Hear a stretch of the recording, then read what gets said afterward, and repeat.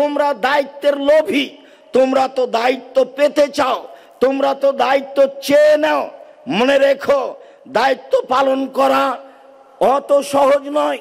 আজকে ভালো লাগছে, কাল বড় কঠিন হবে।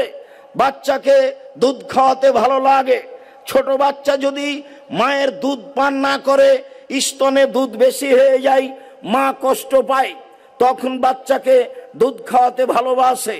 যেদিন 2 বছর, 2.5 বছর, 3 বছর বাচ্চার বয়স হয়ে যায়, তখন বাচ্চাকে আর দুধ খাওয়াতে ভালো লাগে না, কষ্ট পায় মা। তখন তাকে মাঝে মধ্যে থাপ্পড় মারে, বিভিন্ন পথ অবলম্বন করে যাতে করে বাচ্চা দুধ ছেড়ে দেয়। রাসূল সাল্লাল্লাহু আলাইহি সাল্লাম অত্র হাদিসে বললেন, পৃথিবীর মানুষ শুনে রেখো, দায়িত্ব চালাতে ভালো লাগছে বটে, বিচারের মাঠে যেদিন দায়িত্ব বুঝিয়ে দিতে হবে সেদিন বড় কষ্ট পাওয়া যাবে বটে। আনাস রাদিয়াল্লাহু তাআলা আনহু বলেন, রাসূল সাল্লাল্লাহু আলাইহি সাল্লাম বলেছেন, লা তাসালাল ইমারা, তোমরা দায়িত্ব চেয়ে নিও না। পৃথিবীর মানুষ, তোমরা দায়িত্ব চেয়ে নিও না। ওয়াইন উতিতাহান মাসালাতিন ওয়াকিলতা আলাইহা, যদি তোমার চাওয়ার কারণে দায়িত্ব তোমাকে দেওয়া হয়, তাহলে এটা তোমার উপরই চাপিয়ে দেওয়া হবে, বহন করা তোমার জন্য কঠিন হয়ে যাবে। ওয়াইন উতিতাহান গায়রে মাসালাতিন ওয়াইন তাআলাইহা, আর যদি তোমার চাওয়া ছাড়াই এমনি মানুষের দায়িত্ব দিয়ে দেয়, তাহলে এটা তোমার জন্য সহজ হবে। এতে আল্লাহর একটা দয়া, রহমত, ভালোবাসা থাকবে। সম্মানিত দিনী ভাই বোন, আসলে দায়িত্ব খুব বড় কঠিন। আবু হুরায়রা রাদিয়াল্লাহু তাআলা আনহু বলেন, রাসূল সাল্লাল্লাহু আলাইহি সাল্লাম বলেছেন, মা মিন ওয়ালি ইয়ালি রায়াতান মিনাল মুসলিমিন ফায়ামুতু ওয়া হুয়া গাসুল লাহুম, কোন মানুষ যদি সমাজের কোনো দায়িত্ব পালন করে, দায়িত্ব পালন করতে গিয়ে যদি তার কিছু ত্রুটি থেকে যায়, তাহলে তার জন্য জান্নাত হারাম হয়ে যাবে। আমরা সামাজিকভাবে চেয়ারম্যান হোক, মেম্বার হোক, এমপি হোক, মন্ত্রী হোক, প্রতিষ্ঠানের প্রধান শিক্ষক হোক, যারা যেখানে দায়িত্ব পালন করছি, আমরা তত তৎপর নই। যদি আমাদের এই দায়িত্বে কিছু ত্রুটি থাকে, তাহলে পরকাল হারাবে, এ কথাই ঠিক। আয়েশা রাদিয়াল্লাহু তাআলা আনহা বলেন, রাসূল সাল্লাল্লাহু আলাইহি ওয়াসাল্লাম বলেছেন, লা ইয়াতিয়ান্না আলাল কাযী আল আদল ইয়াউমাল কিয়ামা সা, বিচারের মাঠে ন্যায়পরায়ণ বিচারকের উপরে এমন একটা সময় চলে আসবে, বিচারের মাঠে ন্যায়পরায়ণ বিচারকের উপরে এমন একটা সময় চলে আসবে, লা ইয়াতামান্না, সে লোকটা আকাঙ্ক্ষা আরজু করবে যে লা ইয়াকজি বাইনা রাজুলাইনে ফি তামারাতিন কাত্ত, সে যদি জীবনে দুইজনের মাঝে একটা খেজুর নিয়ে বিচার না করত, তাহলে অনেক ভালো ছিল। আফসোস, আমার শত আফসোস, আমি বিচারের মাঠে বিচারকের অবস্থা যা দেখছি, তাতে যদি দুনিয়াতে দুইজনের মাঝে একটা খেজুর নিয়ে বিচার না করতাম, সমাধান না করতাম, তাহলে ভালো ছিল। রাসূল সাল্লাল্লাহু আলাইহি সাল্লাম বলেন, মান উল্লিয়া ইসনাইনে ফাকাত যুবহা বেগাইরি সিকিন, কাউকে যদি দুইজনের দায়িত্ব দিয়ে দেওয়া হয়, দুইজনের নেতা করা হয়, তাহলে তাকে ছুরিবিহীন জবেহ করা হলো। কথাটি বড় ভাববার বিষয়। দুইজনের নেতা হলেই যদি তাকে ছুরিবিহীন জবেহ করা হয়, হাজার হাজার মানুষের নেতা যারা, তাদের কি অবস্থা হবে। আর একটু বিষয়টা বুঝি যে ছুরিবিহীন জবেহ করা মানে কি। রাসূল সাল্লাল্লাহু আলাইহি সাল্লাম বলেন, শোনো, ছুরিবিহীন জবের এর অর্থ হচ্ছে, যদি ন্যায়ভাবে সমাজে দায়িত্ব পালন করে, তাহলে দুনিয়া টিকবে না। আর যদি স্বাভাবিকভাবে অন্যায় করে দায়িত্ব পালন করে, তাহলে বিচারের মাঠে কিয়ামত টিকবে না। ওই দিক যত বিপদ, এই দিক তত বিপদ, দুইটাই বিপদ সমান সমান। ন্যায়ভাবে চললে দায়িত্ব টিকে না, অন্যায়ভাবে চললে পরকাল টিকে না। ন্যায়ভাবে চললে ইহকাল টিকে না, অন্যায়ভাবে চললে পরকাল টিকে না। যার জন্য রাসূল সাল্লাল্লাহু আলাইহি সাল্লাম বলেছেন, যাকে দুইজনের দায়িত্বশীল করা হলো, তাকে যেন ছুরিবিহীন জবেহ করা হলো। আবু যার গেফারি রাদিয়াল্লাহু তাআলা আনহু বলেন, আল্লাহর নবী একদা বললেন, আল্লাহর নবীকে একদা আবু জার গেফারি বললেন, আল্লাহর নবী আলা তাস্তামিলুনি, আপনি আমাকে একটু এলাকার দায়িত্বশীল করে দিচ্ছেন না কেন? আমি আবু জার গেফারি দায়িত্ব নিতে চাই। তখন আল্লাহ রাসূল বলছেন, আবু জার গেফারি ইন্নাকা যায়ীফ, তুমি হচ্ছ দুর্বল মানুষ। ওয়াইন্নাহা আমানা, দায়িত্ব হচ্ছে আমানত, দায়িত্ব হচ্ছে আমানত, তুমি দুর্বল মানুষ। সাথে সাথে ওয়াইন্নাহা আযাবুন ইয়াউমাল কিয়ামা, আর বিচারের মাঠে দায়িত্বের ফলাফল হচ্ছে শাস্তি। রাসূল সাল্লাল্লাহু আলাইহি সাল্লাম বলেন, মানুষ তো বুঝতে চায় না দায়িত্ব কি জিনিস। দায়িত্ব মালামাতুন ফিদ দুনিয়া, দুনিয়াতে সূচনাতেই এইটা হচ্ছে অভিশাপ। মানুষ যখনই দায়িত্ব নেই তখন মানুষ পাঁচটা ভাবে, সে কি করবে, সে কি করতে পারে। আবার দুনিয়াতে সময়ের জন্য সেটা হচ্ছে তার জন্য বিপজ্জনক, মানুষে কি করবে, ফলাফলে কি হবে। বিচারের মাঠে তার জন্য জাহান্নাম অপেক্ষা করছে। আবু হুরায়রা রাদিয়াল্লাহু তাআলা আনহু বলেন, রাসূল সাল্লাল্লাহু আলাইহি সাল্লাম বলেছেন, আল কজাতু আলা সালাসাতি আকসামিন, দায়িত্ব বিচার মূলত তিন ভাগে বিভক্ত। ওর রাজুল ফিল জান্নাহ, একজন ব্যক্তি জান্নাতে যাবে, ওয়া ইসনানে ফিন্নার, দুইজন জাহান্নামে যাবে।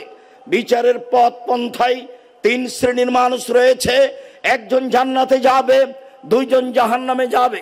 যে ব্যক্তি জান্নাতে যাবে, ফাআরাফাল হাক্কা ওয়া কাদা বিহি, সত্য বুঝতে পারলো, সত্য অনুযায়ী বিচার করলো, সে যাবে জান্নাতে।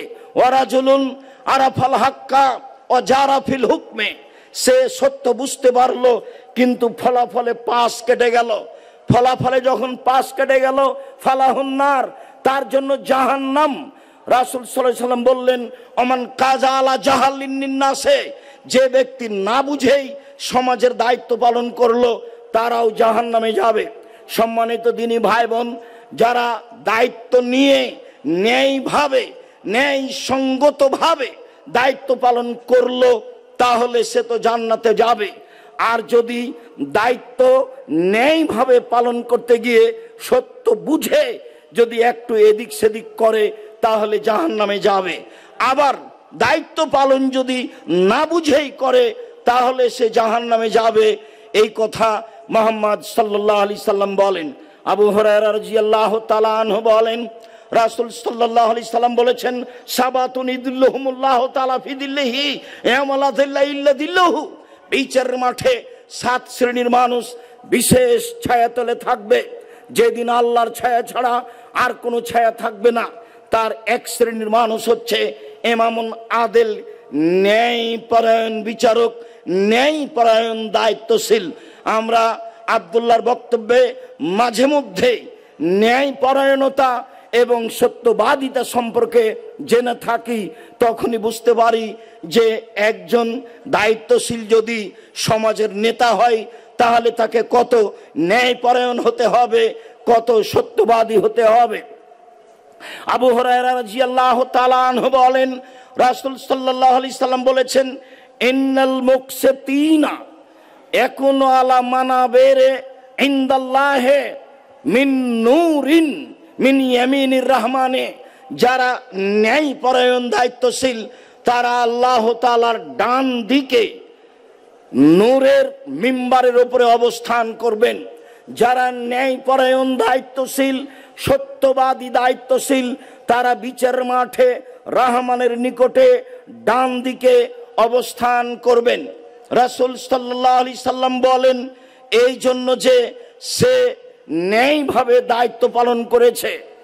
রাসূল সাল্লাল্লাহু আলাইহি সাল্লাম বলেন, তার এক নম্বর কারণ হচ্ছে আদালা, সে নিজে ন্যায়সঙ্গতভাবে দায়িত্ব পালন করেছে, ফি হুকমিহিম, জনগণের হুকমে, ওয়াহালিহিম, এবং পরিবারের মাঝে এবং তার অন্যান্য দায়িত্বের মাঝে।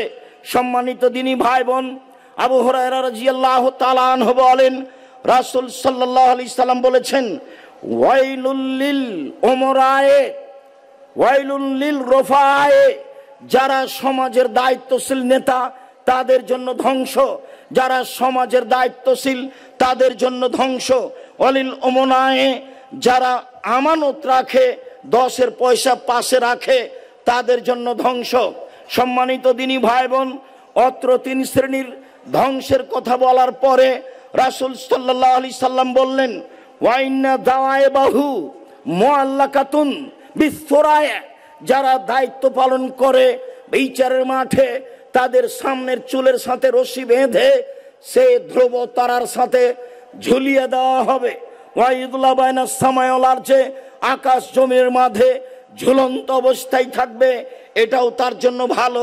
বিচারের মাঠে যখন তার বিচার শুরু হবে, এই অবস্থায় যাওয়ার চেয়ে, কথাটি আবারও স্পষ্ট করে বলি সম্মানিত দিনী ভাই বোন, আমি আপনাকে বলতে চাচ্ছিলাম, রাসূল সাল্লাল্লাহু আলাইহি সাল্লাম বলেন, যারা দুনিয়াতে সমাজের দায়িত্ব পালন করবে, যারা দুনিয়াতে রাষ্ট্রের দায়িত্ব পালন করবে, যারা দুনিয়াতে পরিবারের দায়িত্ব পালন করবে, বিচারের মাঠে যখন উপস্থিত হবে তখন তারা মনে করবে আমাদের সামনের চুলের সাথে রশি বেঁধে ধ্রুব তারায় রশি লাগিয়ে ঝুলিয়ে দেওয়া হোক আকাশ জমিনের মাঝে, এটাই আমাদের জন্য ভালো।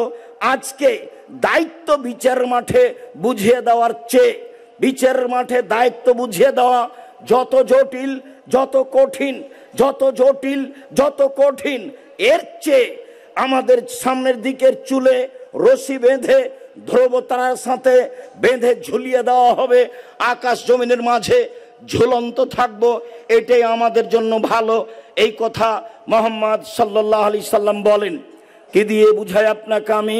যারা সমাজের দায়িত্ব পালন করে তাদের দায়িত্বের বিষয়টি কত জটিল, কত কঠিন। উমামা বাহেলি রাদিয়াল্লাহু তাআলা আনহু বলেন, রাসূল সাল্লাল্লাহু আলাইহি সাল্লাম বলেছেন, লা ইয়ানালু শাফাআতি ইয়াউমাল কিয়ামা সিনফান মিন উম্মতি লা ইয়ানালু শাফাআতি, আমার উম্মতের 2 শ্রেণীর মানুষের জন্য আমার সুপারিশ গ্রহণ হবে না। আমার উম্মতের 2 শ্রেণীর মানুষের জন্য সুপারিশ গ্রহণ হবে না। তার 1 শ্রেণীর মানুষ হচ্ছে ইমামুন যালুমুন গাসুন, যারা সমাজের স্বৈরাচারী, স্বেচ্ছাচারী, আত্মসাৎকারী, বিশ্বাসঘাতক দায়িত্বশীল, যারা স্বৈরাচারী, স্বেচ্ছাচারী, বিশ্বাসঘাতক দায়িত্বশীল, তাদের ব্যাপারে আমার কোনো সুপারিশ গ্রহণ হবে না। আমি তাদের ব্যাপারে বিচারের মাঠে কোনো সুপারিশ করব না। সম্মানিত দিনী ভাই বোন, আমি আপনাকে সমাজের দায় দায়িত্ব সম্পর্কে অতীব সংক্ষিপ্তভাবে বুঝাচ্ছিলাম যে দায় দায়িত্ব সমাজের অতীব জটিল, অতীব কঠিন। এ ব্যাপারে রাসূল সাল্লাল্লাহু আলাইহি সাল্লাম অনেক অনেক অনেক বেশি কঠোরতা পেশ করেছেন। রাসূল সাল্লাল্লাহু আলাইহি সাল্লাম বলেছেন, আর বন ইকজমুহুল্লাহ তাআলা, 4 শ্রেণীর মানুষের উপরে আল্লাহ বিচারের মাঠে খুব রাগান্বিত থাকবেন। 4 শ্রেণীর মানুষের উপরে আল্লাহ তাআলা বিচারের মাঠে খুব রাগান্বিত থাকবেন। তার 1 শ্রেণীর মানুষ হচ্ছে আল বাইয়াউল হাল্লাফ, মিথ্যা কথায় ব্যবসা করে যে, মিথ্যা কথায় ব্যবসা করে যে, তার উপরে আল্লাহ বিচারের মাঠে অসন্তুষ্ট থাকবেন। ওয়াল ফাতাল খাত্তার, যারা আত্ম অহংকারী গৌরবী যুবক, যারা সমাজকে মানে না, সমাজকে উপেক্ষা করে চলে, মানুষকে মানুষ মনে করে না, এরা বিচারের মাঠে আল্লাহর নিকটে সবচেয়ে খারাপ মানুষ বলে গণ্য হবে। 3, রাসূল সাল্লাল্লাহু আলাইহি সাল্লাম বলেন, ওয়াশাইখু জানি, বিচারের মাঠে সবচেয়ে ওই সব মানুষও খারাপ হবে যারা বেশি বয়সে জেনা করে। বেশি বয়সে জেনা করে যারা, তারা আল্লাহর নিকটে খুব ঘৃণিত মানুষ হবে। এই কথা রাসূল সাল্লাল্লাহু আলাইহি সাল্লাম বলেন। তারপরে বলেন আল ইমামুল জায়ের, যারা অন্যায়ভাবে সমাজের দায়িত্ব পালন করে, স্বেচ্ছাচারিতায়, স্বৈরাচারী অবস্থায় দায়িত্ব পালন করে, তাদের অবস্থা বিচারের মাঠে খুব বেশি কঠিন হবে। চেয়ারম্যান, মেম্বার, এমপি, মন্ত্রী, যে কোনো পদের লোক, হেডমাস্টার, হেড মাওলানা, প্রিন্সিপাল, জেল সুপার, যারা যেখানে দায়িত্বে রয়েছেন, এদের দায়িত্বের বিষয়টি যদি সামান্যতম 19-20 হয়ে থাকে, তাহলে বিচারের মাঠে আল্লাহ তাআলা তাদের উপরে খুব বেশি অসন্তুষ্ট থাকবেন। আবু সাঈদ খুদরি রাদিয়াল্লাহু তাআলা আনহু বলেন, রাসূল সাল্লাল্লাহু আলাইহি সাল্লাম বলেছেন, পৃথিবীর মানুষ শুনে রেখো, আফজালুল জিহাদ মান কালা কালেমাতা হাক্কিন ইনদা সুলতানিন জায়ের, সবচেয়ে উত্তম জেহাদ হচ্ছে, সবচেয়ে উত্তম জেহাদ হচ্ছে যে স্বৈরাচারী, স্বেচ্ছাচারী, দাম্ভিক নেতার সামনে সত্য কথা বলতে পারে। যে ব্যক্তি স্বৈরাচারী, স্বেচ্ছাচারী, দাম্ভিক, দায়িত্বশীলের সাথে বিশ্বাসঘাতক, আত্মসাৎকারী দায়িত্বশীলের সামনে সত্য কথা বলতে পারে, সে হলো সবচেয়ে উত্তম মুজাহিদ। আবু হুরায়রা রাদিয়াল্লাহু তাআলা আনহু বলেন, রাসূল সাল্লাল্লাহু আলাইহি ওয়াসাল্লাম বলেছেন, সাইয়্যিদুশ শুহাদায়ে হামজা ইবনে আব্দুল মুত্তালিব, পৃথিবীতে যত মানুষ শহীদ হয়েছেন সবার সর্দার হচ্ছেন হামজা ইবনে আব্দুল মুত্তালিব। তারপরে রাসূল সাল্লাল্লাহু আলাইহি ওয়াসাল্লাম বলেন, ওয়া রাজুলুন কামা ইলা ইমামিন জায়ের ফামারাহু নাহু ফাকাতালাহু, ওই ব্যক্তিও হামজা রাদিয়াল্লাহু তাআলা আনহুর সাথে শহীদ হিসাবে বিচার মাঠে সবচেয়ে সম্মানী মানুষ হবেন। যে ব্যক্তি স্বৈরাচারী, স্বেচ্ছাচারী, দাম্ভিক নেতার পাশে দাঁড়ালো, তাকে ভালো কাজের আদেশ করলো, মন্দ কাজের নিষেধ করলো, সেই শাসক, সেই দায়িত্বশীল তাকে হত্যা করলো, এই ব্যক্তি বিচার মাঠে হামজা রাদিয়াল্লাহু তাআলা আনহুর সাথে থাকবেন। এই কথা মুহাম্মদ সাল্লাল্লাহু আলাইহি সাল্লাম বলেন। সম্মানিত দিনী ভাই বোন, আমি আপনাকে হয়তোবা বিষয়টি ভালোভাবে স্পষ্ট করতে পারছি না। রাসূল সাল্লাল্লাহু আলাইহি সাল্লাম বলেন, বিচারের মাঠে সবচেয়ে দামি সম্মানী শহীদ হবেন হামজা রাদিয়াল্লাহু তাআলা আনহু। তারপরে ওই ব্যক্তিও হামজার সাথে থাকবেন যে ব্যক্তি স্বৈরাচারী, স্বেচ্ছাচারী, স্বৈরাচার, স্বেচ্ছাচার, দাম্ভিক, অহংকারী এইসব লোকের সামনে দাঁড়ালো এবং তাকে ন্যায় উপদেশ দিল, তারপর সে তাকে হত্যা করলো, এই ব্যক্তিও হামজা রাদিয়াল্লাহু তাআলা আনহুর সাথে থাকবেন বিচারের মাঠে। এই কথা মুহাম্মদ সাল্লাল্লাহু আলাইহি সাল্লাম বলেন। রাসূল সাল্লাল্লাহু আলাইহি সাল্লাম বলেন, বিচারের মাঠে তিন শ্রেণীর মানুষের ধ্বংস সুনিশ্চিত। তার এক শ্রেণীর মানুষ হচ্ছে জল্লাতুল আলেম, ভ্রান্ত আলেম যারা, যেসব আলেম ধর্ম বিকৃত করে খায়, ধর্ম বেচে খায়। এই কথা রাসূল সাল্লাল্লাহু আলাইহি সাল্লাম অন্য জায়গাতে এভাবে বলেছেন, পৃথিবীর মানুষ শুনে রেখো, ইন্নী লা খাওয়াফা আলা উম্মতি, আমি আমার উম্মতের উপরে তিনটে বিষয় আশঙ্কা করি। পৃথিবীর মানুষ শুনে রেখো, আমি আমার উম্মতের ব্যাপারে তিনটি বিষয় আশঙ্কা করি। এক, আইম্মাতা মুদিল্লিন, ভ্রান্ত হুজুর, হুজুর হিসাবে ধর্ম বেচে খাই, এইসব আলেমদেরকে আমি বেশি আশঙ্কা করি। তারাই ধর্মের ক্ষতি করবে, তারাই রক্ষক হিসাবে ধর্মকে ভক্ষণ করবে, জাতির সামনে বিকৃত ধর্ম পেশ করবে। এরপরে তিনি বলেন, দ্বিতীয় শ্রেণীর মানুষ হচ্ছে সাতাবদ মিন কাবাইলে মিন উম্মতি আয়াল আওসান, আমার উম্মত মূর্তি পূজা করবে এ আশঙ্কা করি। সাতালতাহেকো কাবাইলু মিন উম্মতি বিল মুশরিকিন, আমার উম্মত হিন্দুদের সাথে মিশে যাবে এ আশঙ্কা করি। পৃথিবীর মানুষ, আমি তোমাদের সামনে তিনটি আশঙ্কা পেশ করে গেলাম। এক, ভ্রান্ত হুজুর। দুই, আমার উম্মত মূর্তি পূজা করবে। তিন, আমার উম্মত হিন্দুদের সাথে মিশে যাবে। অত্র হাদিসে রাসূল সাল্লাল্লাহু আলাইহি সাল্লাম বলেন, তিন শ্রেণীর মানুষের জন্য বিচারের মাঠ হবে ভয়াবহ। তার এক শ্রেণীর মানুষ হচ্ছে ভ্রান্ত হুজুর, তার এক শ্রেণীর মানুষ হচ্ছে ইমামুন জায়ের, স্বৈরাচারী, স্বেচ্ছাচারী, অহংকারী, দাম্ভিক দায়িত্বশীল। যে যেখানে মিথ্যা কথায় দায়িত্ব পালন করবে, যে যেখানে স্বার্থপরতায় দায়িত্ব পালন করবে, তারাই বিচারের মাঠে সবচেয়ে ঘৃণিত মানুষ হবে বলে রাসূল সাল্লাল্লাহু আলাইহি সাল্লাম বলেন। সম্মানিত দিনী ভাই বোন, যেহেতু আমার পাশে সুদক্ষ, সুযোগ্য, সুপণ্ডিত, সবার পরিচিত মানুষ এহসান এলাহি জহির রাহিমাহুল্লাহ, আল্লাহুম্মা গফির লাহু ওয়ারহামহু, তার সুসন্তান, সুদক্ষ সন্তান আমাদের সামনে, আমাদের পাশে অবস্থান করছেন, ইবতেসাম এলাহি জহির।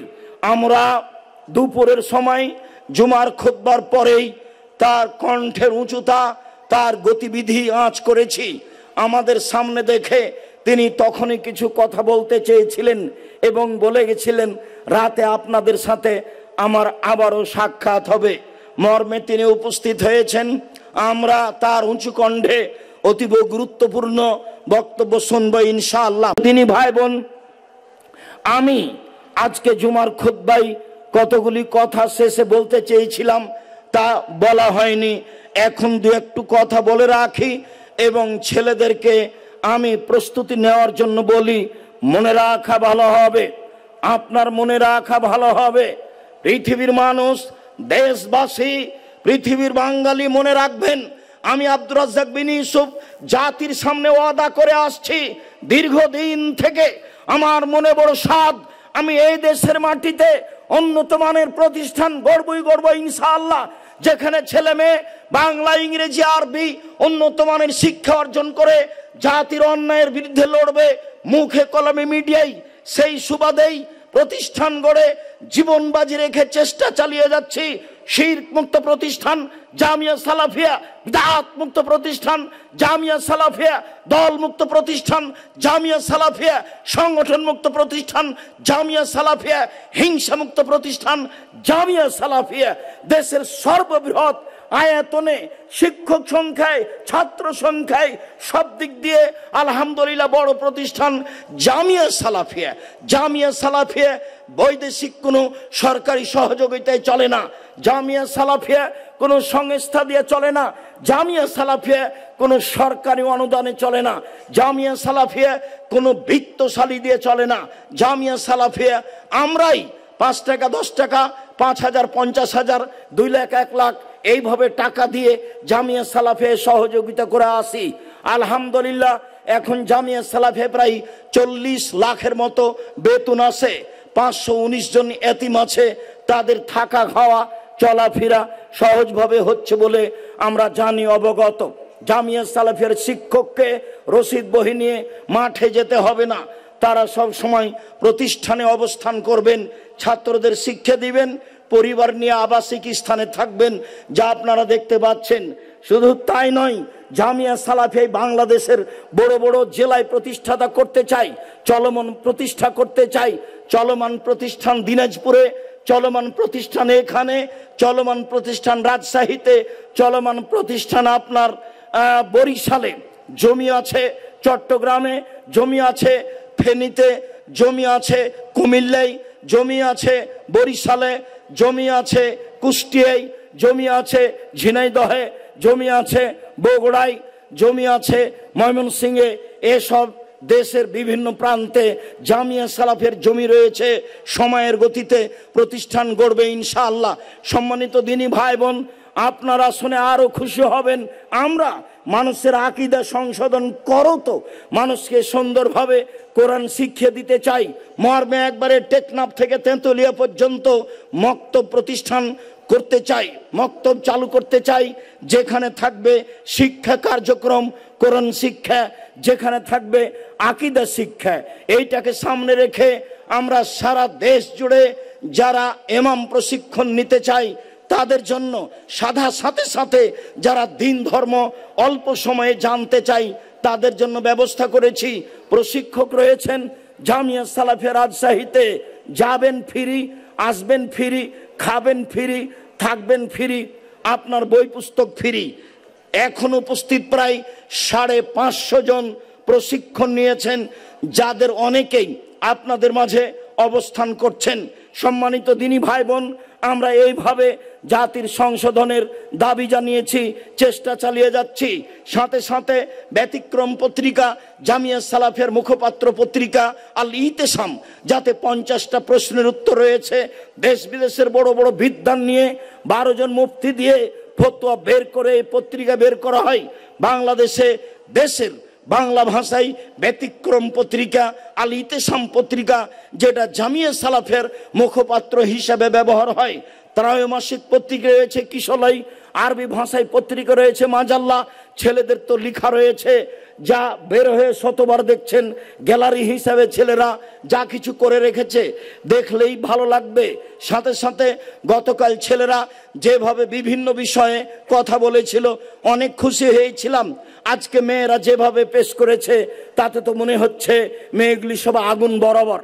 যে যখন দাঁড়ালো সে সবার চেয়ে বেশি ভালো করার চেষ্টা করলো, ফলাফলে অবাক হয়ে গেলাম।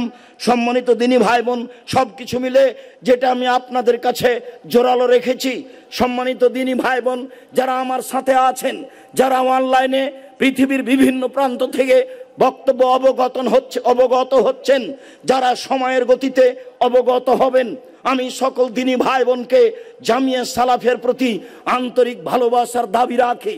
সবাই মন থেকে জামিয়া সালাফিকে ভালোবাসবেন, সংকীর্ণতার কোনো প্রয়োজন নেই। ভালোবাসা দেখিয়ে প্রথম যেটা আমি আপনার কাছে দাবি রেখেছি সেটা হলো এই, একটু মুখে বলবেন আল্লাহ তুমি জামিয়া সালাফে কবুল করো। এইটুকু আমার বড় সাধ। আমি সেই দিন বলেছিলাম 2013 সালের 24শে আগস্ট রোজ মঙ্গলবার কাঁঠাল গাছের নিচে, আমার হাতে টাকা নেই কথা সত্য, এখানে প্রতিষ্ঠান গড়বে এ কথা সত্য, ইনশাল্লাহ গড়বে। সবাই আপনারা দোয়া করেন, ওপরে যদি কবুল হয়ে যায় তাহলে সহজ, ওপরে যদি কবুল না হয় সারা দুনিয়া যদি লেগে থাকি তাহলে সহজ সম্ভব নয়। সেই কথাই মাঝে মধ্যে বলি, এখনো বলছি। সম্মানিত দিনী ভাই বোন, একটু দাবিটা রক্ষা করবেন, মুখে বলবেন, নিজের জন্য যেমন, ছেলে মেয়ের জন্য যেমন, বাপ মায়ের জন্য যেমন, আত্মীয় স্বজনের যেমন, মরা ব্যক্তির জন্য যেমন দোয়া করে থাকেন, বলবেন তেমন আল্লাহ তুমি জামিয়া সালাফিকে কবুল করো। সাথে সাথে সামান্য পয়সা হলেও সহযোগিতা করা লাগে। মোহাম্মদ সাল্লাল্লাহু আলাইহি সাল্লামের চলেনি 10-এর পয়সা ছাড়া, কোনো নবী রাসূলের চলেনি 10-এর পয়সা ছাড়া, পৃথিবীর কোনো দিনই কাজ চলে না এরকম পয়সা ছাড়া। বিশেষভাবে ভারত, বাংলাদেশ, পাকিস্তানে এই সব দিন শিক্ষার প্রতিষ্ঠানগুলি মানুষের সহযোগিতায় চলে থাকে। তাই ভারত, বাংলাদেশ, পাকিস্তানের বড় বড় বিদ্বান মনে করেন যে একমাত্র এই বেসরকারি কওমি এই প্রতিষ্ঠানগুলি, এই জামিয়া সালাফের মতো প্রতিষ্ঠানগুলি এদেশের মাটিতে দিন ধর্মকে জাতির সামনে শক্ত করে আঁকড়ে ধরে আছে। এটাই হচ্ছে আপনার মূলভাবে দিন ধর্ম টিকে রাখার মাধ্যম। বিশেষভাবে জামিয়া সালাফে আসলে, সালাফি কনফারেন্সে আসলে কাউকে উঠানো লাগে না, কাউকে নামানো লাগে না, কারো প্রশংসা করা লাগে না। বিষয়ভিত্তিক সম্ভ্রান্তভাবে, সুন্দরভাবে, সুচিন্তিতভাবে বক্তব্য শুনি, ফলাফল বুঝি, আমল করার চেষ্টা করি। যাওয়ার সময় সেইভাবে বই পুস্তকগুলো ক্রয় করে নিয়ে যাই। মর্মে আমি আপনাকে বলছি, কম থেকে কম, বেশি থেকে বেশি, কম থেকে কম, বেশি থেকে বেশি। ছেলেরা আপনাদের সামনে আসছে, বৈঠকি দানে কেউ ঘাটতি করবেন না। দ্বিতীয় হচ্ছে, গত বছর বলেছিলাম এই মসজিদের কথা, যে মসজিদ এখন ঢালাই হয়েছে, মেঝে পাশগুলি তৈরি হয়েছে, এখন পর্যন্ত যেটুকু পাইলিং হয়েছে তাতে প্রায় 2 কোটি টাকা খরচ হয়েছে। এখন পর্যন্ত পিলারও যা ঢালাই হয়েছে তাতে প্রায় 2 কোটি টাকা খরচ হয়েছে। এখনো ওই অংশের ছাদ বাকি আছে, বাকি অংশ তো সময়ের গতিতে হবে ইনশাআল্লাহ। সেই কথাটাই আবারও এবছর পেশ করছি। 1 স্কোয়ার ফুট সমান 5,000 টাকা। সবাই এই টাকায় অংশগ্রহণ করার চেষ্টা করবেন। এখন করেন, 2 দিন পরে করেন, নাম লিখিয়ে দিয়ে যাবেন, যাতে করে আপনার দেওয়া সহজ হবে, আমাদের নেওয়া সহজ হবে। সকল দিনী ভাই বোনকে আমি এই জোরালো দাবিটি পেশ করে অন্তত 1 স্কোয়ার ফিট ক্রয়ের জন্য জোরালো দাবি রেখে গত বছরের মতো বৈঠকি দানে অংশগ্রহণ করার জন্য অনুরোধ জানাচ্ছি। রাসূল সাল্লাল্লাহু আলাইহি সাল্লাম বলেন, মা মিন ইয়াউমিন ফিহি ইসবিহু ফিহিন নাস ইয়ানজিলানে মালাকানি ইয়ানজিলানে। 2 জন ফেরেশতা আকাশ থেকে নেমে আসেন। ইয়াকুল আহাদুহুমা, 2 জনের একজন বলেন, আল্লাহুম্মা আতে লিকুল্লি মুমসিকিন লিকুল্লি মুনফিকিন খালাফা। যে যতটুকু দিল তুমি তার ততটুকু পূর্ণ করে দাও। অপরজন ফেরেশতা বলেন, আল্লাহুম্মা আতে লিকুল্লি মুমসিকিন তালাফা। যে যতটুকু দিল না তুমি তার ততটুকু ক্ষতি করে দাও। তারপরে যেটা সব সময় শোনাই, আল ইয়াদুল উলিয়া খায়রুম মিন ইয়াদিস সুফলা, দেওয়া হাত ভালো নেওয়া হাতের চেয়ে। ছেলেরা তোমরা মাঠে যাও, আমিও আপনাদের সাথে অংশগ্রহণ করছি, যারা এখানে স্টেজে আছি তারাও সবাই অংশগ্রহণ করব। আমি আপনাদের অনুরোধ জানাচ্ছি, অবশ্যই নিজের কাছে তাৎক্ষণিক না থাকলে, যদি নিজের কাছে তাৎক্ষণিক না থাকে তাহলে কারো কাছ থেকে 10 টাকা নিয়ে, আমি 10 টাকার কথা বলি তাই আপনাকে 10 টাকাই দিতে হবে এ কথা নয়। আমি তো বলি এই কথা যে পতিতালয়ের মহিলা যদি কুকুরকে পানি পান করে জান্নাত পেতে পারে, জামিয়া সালাফের মতো নিঃস্বার্থপর প্রতিষ্ঠানে, শিরক মুক্ত প্রতিষ্ঠান, বিদআত মুক্ত প্রতিষ্ঠানে 10 টাকা দান করলে জান্নাত হবে ইনশাআল্লাহ। এই আশা ব্যক্ত করে সকল দ্বীনি ভাই বোনকে দানের হাত প্রশস্ত করার জন্য অনুরোধ জানাচ্ছি। ছেলেরা আপনাদের মাঝে আসছে, তারা আসছে আপনার দক্ষিণ দিক থেকে। সম্মানিত দ্বীনি ভাই বোন সবাই অংশগ্রহণ করবেন, কম হোক বেশি হোক, 200, 500, 2000, 1000, 5000, আর এমনিতেই সবাই নাম লিখিয়ে যাবেন। 5000 টাকার কত টাকা হতে পারে, 1 স্কোয়ার ফিট জমি ক্রয় করা হবে, সময়ের গতিতে দিয়ে ফেলবেন। সম্মানিত দ্বীনি ভাই বোন, আমি আপনাদের জন্য দোয়া করি, যে দোয়া রাসূল সাল্লাল্লাহু আলাইহি ওয়াসাল্লাম বলেছেন, আল্লাহুম্মা সাল্লি আলাইহি আল্লাহুম্মা বারিক আলাইহি আল্লাহুম্মা সাল্লি আলাইহি আল্লাহুম্মা বারিক আলাইহি। আল্লাহ যে যতটুকু দান করলো তুমি তার ততটুকু পূর্ণ করে দাও, তুমি তাদের অর্থ সম্পদে বরকত নিরাপত্তা দান করো। আমি জানি না আপনাদের মাঝে কে কেমন আছেন, বহু রডের প্রয়োজন, 2 টন 5 টন রড দিয়ে পাঠাবেন, 2000, 5000 ব্যাগ আপনি সিমেন্ট দিয়ে পাঠাবেন। আজকে আমি জনগণকে বলবো, কে দিবেন 5 ব্যাগ, কে দিবেন 7 ব্যাগ। আমি তো এভাবে কোনোদিন বলি না, কাজ হবে ইনশাআল্লাহ। আপনি করবেন, আমি করব, যা হয়ে আসছে। সম্মানিত দ্বীনি ভাই বোন, এই ছেলে, সম্মানিত দ্বীনি ভাই বোন, জাযাকুমুল্লাহ খায়র, বারাকাল্লাহ। সকলকে আমি অংশগ্রহণের জন্য জানাচ্ছি। আর আমি যেটুকুই বলি, আপনি সময়ের গতিতে উঠে যারা লিখি করছে সেখানে 2 টন 1 টন রডের কথা বলবেন, সেখানে 5000 টাকার কথা বলবেন, সেখানে 5 ব্যাগ 50 ব্যাগ 100 ব্যাগ সিমেন্টের কথা বলবেন।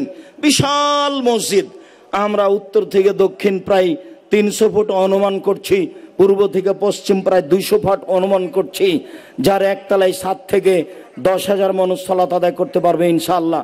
যে মসজিদ প্রায় 2 একর জমির উপরে অবস্থান করবে বলে আমরা আশা করছি। সম্মানিত দ্বীনি ভাই বোন, আপনারা আমার খুব কাছের মানুষ, আমি আপনাদের অন্তর থেকে ভালোবাসি।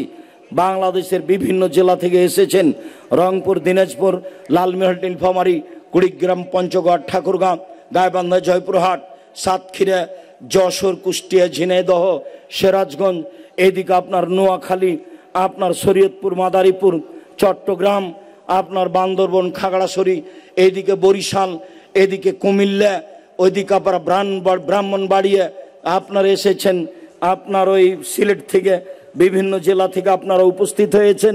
উপস্থিত হয়ে জামিয়া সালাফিয়া রূপগঞ্জ, নারায়ণগঞ্জের সালাফি কনফারেন্সকে যথাযথভাবে মূল্যায়ন করত সফল করার চেষ্টা করেছেন। মর্মে আমি আন্তরিকভাবে আপনাদের শুকরিয়া আদায় করি, জাযাকুমুল্লাহ খায়র। আবারও ফজরের সালাতের পরে আপনাদের সাথে সাক্ষাৎ হবে ইনশাআল্লাহ। আমার কয়েকটি কথা জরুরি মনে রাখবেন। 1 নম্বর কথা, 5 ওয়াক্ত সালাত যে কোনো মূল্যে। 2 নম্বর কথা, হালাল রুজি। 3 নম্বর কথা, কোরআন তেলাওয়াত। 4 নম্বর কথা, আড্ডা পিটা নিষেধ। মসজিদে বসে, দোকানে বসে গল্প করবেন না, যেখানে সেখানে বসে গল্প করে সময় কাটাবেন না। রাত 10টায় ঘুমিয়ে যেতে হবে যে কোনো মূল্যে। একরাহুল কালামা বাদেল ইশায়ে একরাহুল নমা কাবলাল ইশায়ে। রাসূল সাল্লাল্লাহু আলাইহি সাল্লাম এশার সালাতের পরে কথা বলাকে ঘৃণা করতেন। রাসূল সাল্লাল্লাহু আলাইহি সাল্লাম এশার সালাতের পূর্বে ঘুমিয়ে যাওয়াকে ঘৃণা করতেন। 10টায় ঘুমিয়ে যাওয়ার চেষ্টা করবেন, রাত 3টে 4টায় উঠবেন এবং আল্লাহর কাছে প্রার্থনা করবেন। যার যেটা প্রয়োজন সেটা চাইবেন। আমার এই কথাগুলিকে মূল্যায়ন করার চেষ্টা করবেন। অপ্রয়োজনীয়ভাবে এদিক সেদিক ঘুরবেন না। যাওয়ার সময় বই পুস্তকগুলি ক্রয় করে নেওয়ার চেষ্টা করবেন। আব্দুল্লাহর লিখা মিন্নাতুল বারি, বুখারীর ব্যতিক্রম ব্যাখ্যা। আর অবগতিতে আছে, বলছিলাম, বেগম রোকেয়া লিখেছে অবরোধবাসিনী, পাশে লেখা হয়েছে কেন হব অবরোধবাসিনী। অবশ্যই বইটি পড়তে হবে। সাথে সাথে আপনার আব্দুল্লাহ লিখা বইটি ফিলিস্তিনকে নিয়ে, সাথে সাথে সজলকে নিয়ে যে বাহাস হয়েছিল সেইটা আছে কিনা খোঁজ নিতে পারি। উপদেশ বই, কে বড় আদর্শ, কে বড় লাভবান, কে বড় ক্ষতিগ্রস্ত, আদর্শ পরিবার, আদর্শ নারী, সলাতের উপরে অতীব গুরুত্বপূর্ণ বইটা অনেকদিন পরে হলেও মানুষ হিসাবে যথাযথভাবে ভালো করার চেষ্টা করেছি। বইটি নেওয়ার চেষ্টা করবেন সম্মানিত দিনী ভাই বোন। তাইজুল ইসলাম 20 ব্যাগ সিমেন্ট নাম্বার 8, জাযাকুমুল্লাহ খায়ের, বারাকাল্লাহ। আব্দুল জলিল শাহজাপুর